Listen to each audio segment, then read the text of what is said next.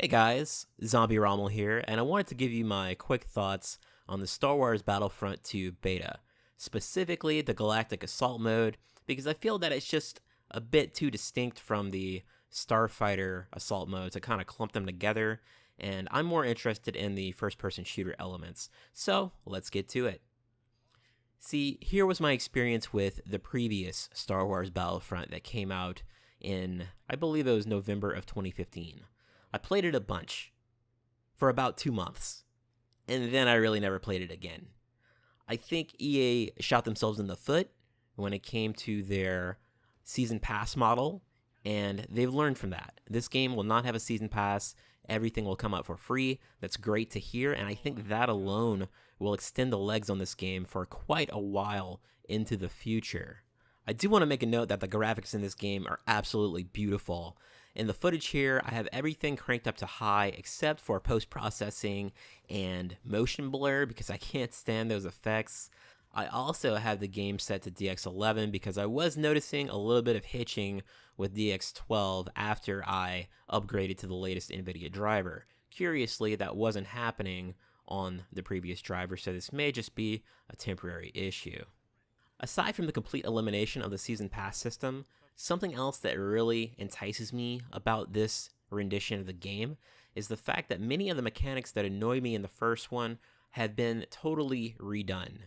For example, in Star Wars Battlefront 1, you could take on the role of an AT-AT or Darth Vader simply by walking over a power-up, and this was not only incredibly random, but it also led to scenarios where you didn't feel very invested as a player to perform well. You knew that you could be playing the objective and racking up tons of kills, but if some, casual player on the other team happened to run across one of these power-ups, then he could become almighty and just start wrecking your entire team, and there was nothing you could really do about it. Thankfully, in Star Wars Battlefront 2, as long as you perform well, you earn battle points, and with those battle points, you can purchase the privilege of piloting a vehicle or becoming one of the core Star Wars characters temporarily. Something else I'm pleased to see that segs into this point is the fact that the heroes and the vehicles have been rebalanced so that they're powerful, but they're no longer super powerful. They're no longer godlike. If you sustain a lot of damage as a hero, your health is not going to regenerate back to full just by ducking out of combat anymore. So to make the choice to become a hero worthwhile, you really have to play skillfully to leverage it.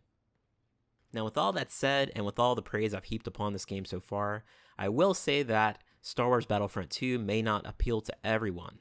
I would say there are two things in this game that separate a great player from an average player or a novice player.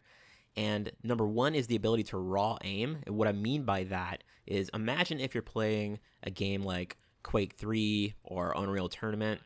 There's no real recoil to speak of. It's just point and shoot, but you do still have to get the crosshairs on the enemy to do damage, and you do have to maintain the crosshair placement on an enemy that's moving, and you definitely have to do that in this game. Not only do you have grounded opponents, you also have aerial opponents flying around in the air, and they're starfighters. You have opponents with jetpacks zipping around, so you do have to have some degree of raw aiming ability.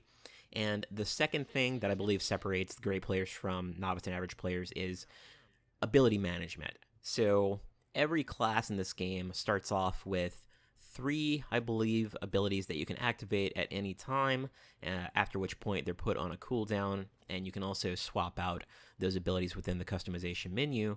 And you have to familiarize yourself with each ability, you have to memorize which hotkey it's mapped to, and you have to know when to use it and when not to. That takes a degree of skill, and I found myself struggling with that a little bit, to be honest. If you're an Overwatch player, then you'll probably pick up on it really quickly. It's kind of in that vein, but you do have to get used to the timings of when things go on and off of cooldown. So while raw aiming and ability management are important, things like recoil management really aren't. It is the future, and perhaps these futuristic weapons don't really kick a whole lot, but you can basically hold down the mouse button and your crosshairs aren't going to go anywhere.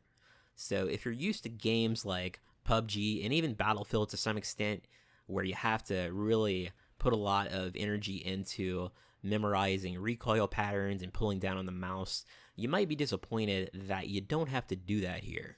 I think a bit of added recoil would add to the skill ceiling, but I do like how things are right now. It's fast, it's frenetic, and it feels like a throwback to an old arena shooter.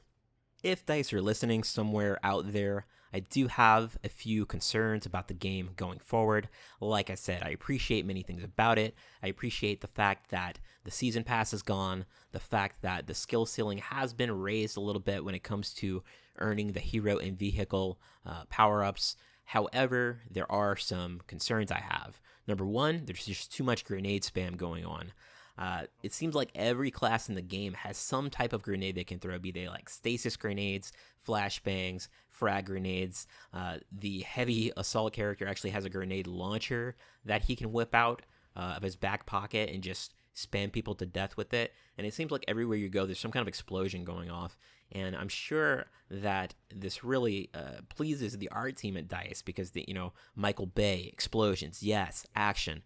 But it's a little much. I think it needs to be toned down just a little bit. Level Cap did make this point in his video, and I agree with it fully. Number two, I haven't seen this raised in any of the videos that I've watched, but I have seen it raised in the forums.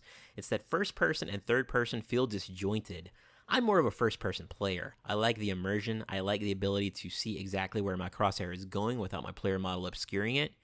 And for the most part, you can do that in this game, but you can't whenever you take on a hero persona, and you can't whenever you use certain abilities in the basic classes. For example, the heavy gunner has an ability where he spins up his minigun, and if you activate that ability, or his shield ability, then you're zoomed out into the third-person perspective, and it feels really awful. The developers need to come up with some sort of way to keep the player in whatever perspective that they've chosen. Admittedly, this is a quality of life concern, but I think it's a big one. Next, I think it's a little too punishing to be assigned to a bad team, and to some extent the Battlefield games have always been like this, but in this game in particular, for some reason, it feels very punishing. If your team isn't any good, you just get stomped to the ground, and the matches end within like 3 minutes. Now, some would argue that's better than the match going on and on when you're on a bad team, and I can see that perspective, but I would like some kind of comeback mechanic, or just put a little more power into an individual player's hands. Perhaps the best performing player on a losing team could be given a battle point multiplier, so that even if his team is losing, as long as he's playing to the best of his ability, he can still try to do something. He can try to become, Darth Maul and go to town. But overall, as I said, I'm really enjoying the game, and I'm enjoying it much more than the last game.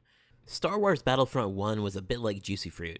Tasted really good for about 10 minutes, and then it wore out its welcome. I think Star Wars Battlefront 2 is a bit more akin to beef jerky. There's more substance, there's more meat, and I think it's overall going to be a more satisfying experience if DICE can correct the problems that I highlighted in this video. As always, thank you for watching. This is Zombie Rommel, signing out.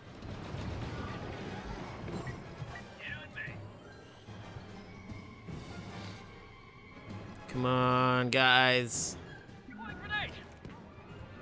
Yeah. Nicely done, boys. Nicely done. Separatists are pulling back and our fleet's arriving in system. I'd call this a victory. That was fun.